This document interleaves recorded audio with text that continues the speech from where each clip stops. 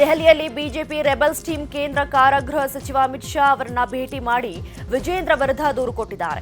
ಇತ್ತೀಚೆಗಷ್ಟೇ ವಿಜೇಂದ್ರ ಅವರು ಅಮಿತ್ ಶಾ ಅವರನ್ನ ಭೇಟಿಯಾಗಿ ಯತ್ನಾಳ್ ಬಣದ ವಿರುದ್ಧ ದೂರನ್ನ ಕೊಟ್ಟಿದ್ರು. ಜೊತೆಗೆ ಇದರಿಂದ ಕಾಂಗ್ರೆಸ್ ವಿರುದ್ಧದ ಹೋರಾಟದಲ್ಲಿ ಪಕ್ಷಕ್ಕೆ ಹಿನ್ನಡೆಯಾಗ್ತಾ ಇದೆ ಅಂತ ಹೇಳಿಕೆಯನ್ನು ಕೂಡ ಕೊಟ್ಟಿದ್ರು. ಅದಕ್ಕೆ ಪ್ರತಿಯಾಗಿ ಇದೀಗ ಯತ್ನಾಳ್ ಬಣದವರು ಪಕ್ಷದ ವರಿಷ್ಠರಿಗೆ ದೂರನ್ನ ನೀಡಿರುವುದು ಮೂಡಿಸಿದೆ. ನಿನ್ನೆಯ ಭೇಟಿಯಲ್ಲಿ ಯತ್ನಾಳ್ ಟೀಮ್ನಲ್ಲಿ ಯತ್ನಾಳ್ ಇರಲಿಲ್ಲ. ನಿನ್ನೆ ಸಿಎಂ ಸಿದ್ದರಾಮಯ್ಯ ಆರೋಗ್ಯ ಇಲಾಖೆ ಪ್ರಗತಿ ಪರಿಶೀಲನಾ ಸಭೆ ನಡೆಸಿದರು. ಈ ವೇಳೆ ಮಾತನಾಡಿದ ಅವರು, ರಾಜ್ಯದಲ್ಲಿ ತಾಯಂದಿರ ಮರಣ ಅನುಪಾತ ದೇಶಕ್ಕೆ ಹೋಲಿಸಿದರೆ ಕಡಿಮೆ ಇದೆ. 2018ರಿಂದ 2020ರ ಅವಧಿಯಲ್ಲಿ ರಾಜ್ಯದಲ್ಲಿ 1,69,000 ಮರಣ ಸಂಭವಿಸ್ತಾ ಇದ್ವು. 2022ರಿಂದ 2024ರ ಅವಧಿಯಲ್ಲಿ ರಾಜ್ಯದಲ್ಲಿ ಇದರ ಪ್ರಮಾಣ 55ಕ್ಕೆ ಇಳಿದಿದೆ. ತಾಯಂದಿರ ಮರಣವನ್ನ ಶೂನ್ಯಕ್ಕೆ ಇಳಿಸಲು ವ್ಯಾಪಕ ಅಭಿಯಾನ ಆರಂಭಿಸಬೇಕು. ಇದಕ್ಕೆ ಬೇಕಾದ ಎಲ್ಲ ಕೆಲಸಗಳನ್ನ ಮಾಡಬೇಕು ಅಂತ ಹೇಳಿದ್ದಾರೆ. ಅಭಿನಯ ಶಾರದೆ ಜಯಂತಿ ಹುಟ್ಟುಹಬ್ಬದ ಹಿನ್ನೆಲೆಯಲ್ಲಿ ಲವ್ಲಿ ಆ್ಯಂಡ್ ಲೋನ್ಲಿ ಪುಸ್ತಕವನ್ನ ಸಿಎಂ ಸಿದ್ದರಾಮಯ್ಯ ಬಿಡುಗಡೆ ಮಾಡಿದ್ದಾರೆ. ಹಿರಿಯ ಪತ್ರಕರ್ತ ಸದಾಶಿವ ಶೆಣೈ ಬರೆದಿರುವ ಲವ್ಲಿ ಆ್ಯಂಡ್ ಲೋನ್ಲಿ ಪುಸ್ತಕವನ್ನ ಸಿಎಂ ಬಿಡುಗಡೆ ಮಾಡಿದ್ದಾರೆ. ಈ ವೇಳೆ ಮಾತನಾಡಿದ ಸಿಎಂ, ಜಯಂತಿ ನನಗೆ ಬಹಳ ಆತ್ಮೀಯರು. ವರ್ಷಗಳ ಕಾಲ ಒಡನಾಟವಿತ್ತು. ನಾವು ಜನತಾದಳದಲ್ಲಿ ಇದ್ವಿ. ಚಿಕ್ಕಬಳ್ಳಾಪುರ ಲೋಕಸಭೆಗೆ ಸ್ಪರ್ಧೆ ಮಾಡಿಸಿದ್ವಿ. ನನ್ನನ್ನ ಯಾವಾಗ್ಲೂ ಹೀರೋ ಅಂತ ಕರೆಯೋರು ಅಂತ ಹಳೆಯ ನೆನಪು ಮೆಲುಕು ಹಾಕಿದ್ರು. ಸಮಾರಂಭದಲ್ಲಿ ಕಲಾವಿದ ಪ್ರೇಮ್, ರಮೇಶ್ ಅರವಿಂದ್, ರಾಕ್ಲೈನ್ ವೆಂಕಟೇಶ್, ಪೂಜಾ ಗಾಂಧಿ, ಹಿರಿಯ ನಟಿ ಭವ್ಯ ಮುಂತಾದವರು ಪಾಲ್ಗೊಂಡಿದ್ದರು. ಐಶ್ವರ್ಯ ಗೌಡ ವಂಚನೆ ಪ್ರಕರಣಗಳು ಬಗೆದಷ್ಟು ಬಯಲಾಗ್ತವೆ.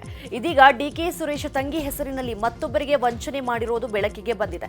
ಡಾಕ್ಟರ್ ಮಂಜುಳಾ ಪಾಟೀಲ್ ಅನ್ನೋ ವೈದ್ಯರೊಬ್ಬರಿಗೆ ಬರೋಬ್ಬರಿ 5 ಕೋಟಿ ರೂಪಾಯಿಯನ್ನ ಐಶ್ವರ್ಯ ಗೌಡ ವಂಚಿಸಿದ್ದಾರಂತೆ.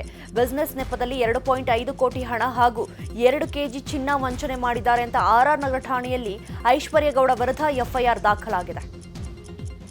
ಇನ್ನು ಜೈಲಿಗೆ ಹೋಗಿ ಬಂದ ಬಳಿಕವೂ ಐಶ್ವರ್ಯ ಹವಾ ಕಡಿಮೆ ಆಗ್ತಿಲ್ವಂತೆ.